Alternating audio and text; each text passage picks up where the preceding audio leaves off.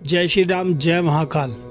पूजा पाठ के दौरान आपको किसी भी प्रकार के अनुभव नहीं होते। बहुत समय से पूजा पाठ कर रहे हैं, मंत्र जाप कर रहे हैं, साधनाएं कर रहे हैं, या फिर आप बहुत मंदिर में जा रहे हैं तो आपको अनुभव क्यों नहीं हो रहे, ना ही आपको भगवान की ऊर्जा महसूस हो पा रही। तो किस प्रकार से यह सब हो रहा है? आप बहुत मानते हो, भगवान से प्रेम भी बहुत करते हो, मगर आपको अनुभव क्यों नहीं हो पा रहे किसी भी प्रकार से, किसी भी तरीके के। ठीक है, तो आपको अनुभव होने स्टार्ट हो जाएंगे। इस वीडियो को ध्यानपूर्वक सुनना एवं देखना, स्किप करके वीडियो को ना देखना। पूरी वीडियो देखेंगे तब ही आपको समझ में आएगा, तब ही आपके दोबारे अनुभव होने स्टार्ट हो जाएंगे। ठीक है, अगर आपके अनुभव बंद भी हो गए हैं ना, तो इस तरीके से आपको अनुभव होने स्टार्ट हो जाएंगे। ठीक है, इस वीडियो को ध्यानपूर्वक सुनना। क्या होता है, आपके अनुभव किस प्रकार से स्टार्ट हो जाएंगे। जहाँ पर भी आप पूजा पाठ करते हैं ना, जिस भी स्थल पे बैठ करके पूजा पाठ करते हैं, चाहे आप अपने घर के मंदिर में बैठ करके पूजा पाठ कर रहे हो या फिर आप किसी भी देवालय में, किसी भी मंदिर में जाकर के पूजा पाठ कर रहे हो, तो आपको केवल और केवल एक ऐसी चीज़ का चुनाव करना है जिसे कहते हैं आसन। उस आसन पे बैठ करके आपको नियमित रूप से पूजा पाठ करनी है और उस आसन को आपको चेंज नहीं करना। उस आसन पे किसी और व्यक्ति को नहीं बैठने देना, केवल और केवल आप ही उस आसन पे बैठेंगे। ठीक है, अब आसन पे जब भी आप बैठें पूजा पाठ के समय पर, ठीक है, सबसे पहले उस आसन को आपको प्रणाम करना है। ठीक है, उस आसन को प्रणाम करके ही आपको बैठना है। उस आसन को आपको मेला नहीं होने देना, गंदा नहीं होने देना, साफ़ सुथरा आपका आसन रहे। ठीक है, इस चीज़ का ध्यान रखना।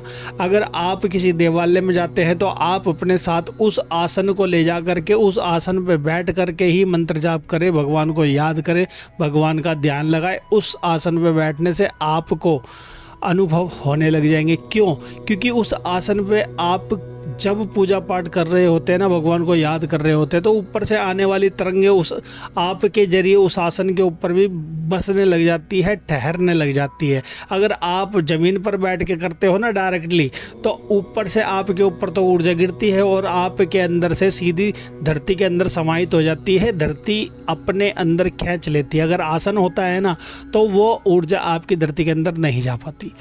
पहला तो ये। ठीक है, अब दूसरा क्या करना है आपको, आप जब भी पूजा पाठ करते हैं तो डायरेक्टली पूजा पाठ करके भगवान की आरती करके और डायरेक्टली उठ जाते हैं उस स्थान से, चाहे भगवान के मंदिर से।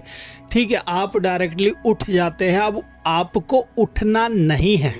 ठीक है, आप जिस तरीके से पूजा पाठ करते हैं आपको सेम उसी तरीके से पूजा पाठ करनी है, मगर आपको सबसे पहले भगवान से यह कहना है कि भगवान, मैं पूजा पाठ करता हूँ मगर मुझे अनुभव नहीं होते, मुझे अनुभव करवाएं आप, आपकी कृपा महसूस कराएं। ठीक है, अब आपको क्या करना है, पूजा पाठ करने के बाद, ठीक है, आपको उठना नहीं है। ठीक है, चाहे आप भगवान का कोई सा भी मंत्र जाप कर रहे हो, कोई पाठ कर रहे हो, कोई भी भगवान की आरती कर रहे हो, उस सब चीज़ करने के बाद आपको आपके आसन पे ही बैठे रहना है। कम से कम आपको आधा पौन घंटा ध्यान लगाना है। अब ध्यान कैसे लगाओगे?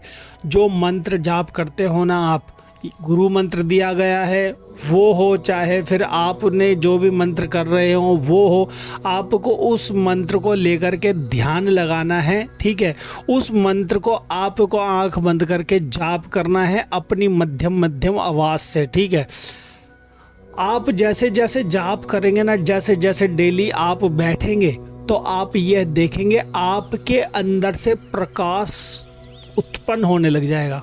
ठीक है, आपके आगे चक्कर पे सारा फोकस करके जब आप ध्यान लगाएंगे ना, भगवान की पूजा पाठ करने के बाद जैसे ही ध्यान लगाएंगे, आपको धीरे धीरे अनुभव होने लग जाएंगे। स्टार्टिंग में आपको अनुभव सपने के माध्यम से होंगे, आपको सपने के अंदर देव दर्शन होने स्टार्ट हो जाएंगे। ठीक है, इस तरीके से आपको पूजा पाठ के बाद सीधा ध्यान लगाना है, कम से कम पौन घंटे का। ठीक है, ये दूसरा पॉइंट था।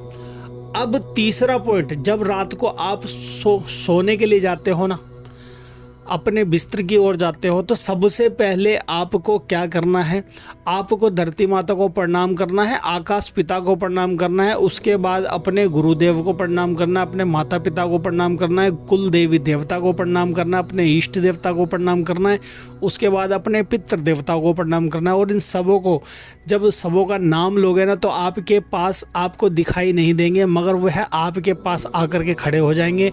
उनसे आपको आशीर्वाद मांगना है कि भगवान मुझे अपने दिव्य दर्शन कराएं, ठीक है। तो जब आप सोओगे ना तो रात्रि काल के अंदर आपको दिव्य दर्शन होना स्टार्ट हो जाएंगे सपने के माध्यम से। एक दिन से नहीं होगा, जब डेली यह कार्य करके सोओगे ना तो धीरे धीरे सपने के अंदर आपको भगवान के दिव्य दर्शन होने स्टार्ट हो जाएंगे। वो दिव्य दर्शन आपको किसी को बताने नहीं है, ठीक है, गुप्त रखने हैं अपने अंदर। ऐसे दुबका के रखना है कि जैसे आप किसी सोने को दुबका के रख रखे हो, ठीक है, किसी को बताना नहीं है, ठीक है।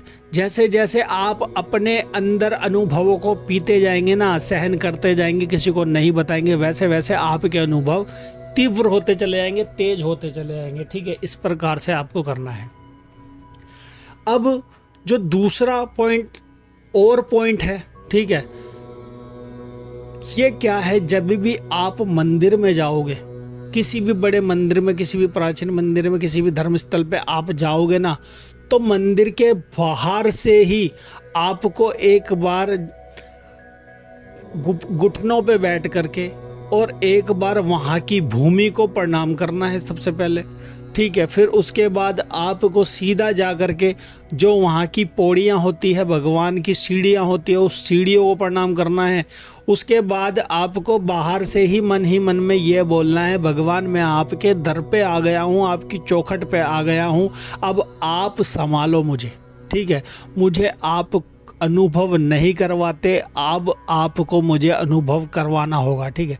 वहाँ पर जाने के बाद कम से कम आपको वहाँ पर भी पौने घंटे का, 1 घंटे का ध्यान लगाना है, ठीक है। सब जितनी भी वहाँ पर मूर्ति है, प्रतिमा है ना, सबको देख करके, सबों की आँख में देख करके, सबों के मुखमंडल को देख करके, सबों के चरणों को देख करके आपको वहाँ पर जा कर के, मतलब कि सबको देखने के बाद आप एक ऐसा स्थान चुनेंगे जहाँ से आपको सारी की सारी प्रतिमा नज़र आ रही हो भगवान की, ठीक है। उन प्रतिमाओं का सबका ध्यान करना है, उस मंदिर का ध्यान करना है।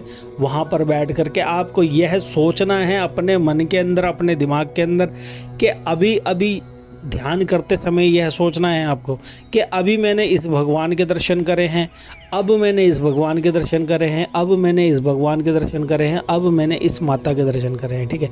इस तरीके से जब आप अपने मन के अंदर सोचोगे ना और साथ ही साथ आपने उस मंत्र का जाप करोगे तो धीरे धीरे आपके अंदर भी आपको भगवान की आकृतियाँ दिखने लग जाएगी, ठीक है। तो इस तरीके से आपको धीरे धीरे अनुभव होने लग जाएंगे। यह कार्य करके देखना, अगर किसी भाई को इस कार्य से लाभ होता है और उनको अनुभव होने स्टार्ट हो जाते हैं ना तो मुझे अवश्य बताना। कमेंट के अंदर जय श्री राम, जय महाकाल अवश्य लिखना और हमारे चैनल को सब्सक्राइब, लाइक अवश्य करना, शेयर अवश्य करना, बेल आइकन को अवश्य दबाना ताकि आने वाली वीडियो की नोटिफिकेशन मिल सके। तो आज के लिए इतना ही। जय श्री राम, जय महाकाल। आप सभी का दिन मंगलमय हो।